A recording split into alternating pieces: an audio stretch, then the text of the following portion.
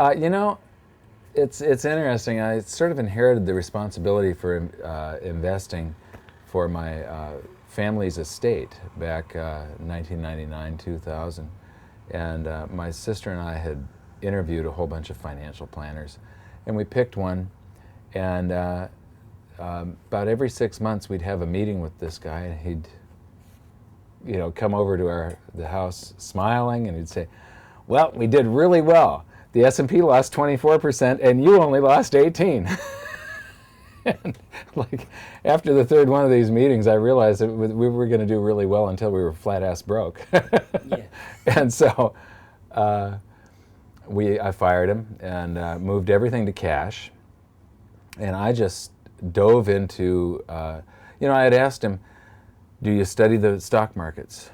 Do you study the economy?" Because the economy affects the markets. That's basically sort of determines whether it's going to go up or down. And he'd say, "No, I'm just doing what I was taught when I got my financial planner's license." Now, we had done our due diligence, and we got referrals from several of his other customers and so on. I mean, we probably called 8 or 10 of them before we decided to turn over the finances to this guy. And so I just moved everything to cash, and I dove into studying the stock market, and that led me into studying the economy. When you start to study, we're in the U.S., and it's a pretty big economy in the U.S., so I started just studying the U.S. economy, but it very quickly leads you to the global economy.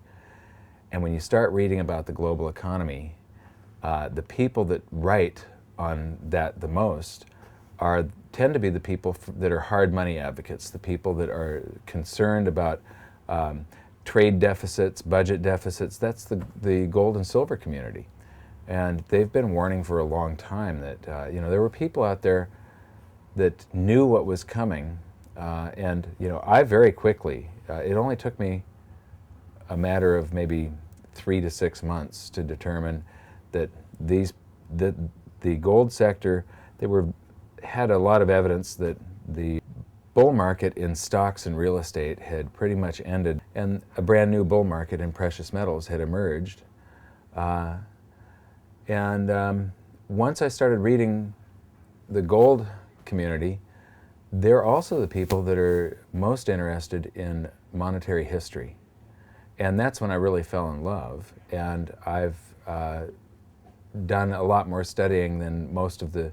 After a while, I would go to these conventions and so on, precious metals conventions, and I'd be listening to the experts in the gold community, and after a while they'd say something that I knew to be wrong on stage, and that's when I realized that I had studied it so much that I actually knew more than most of the experts, and I started doing public speaking then.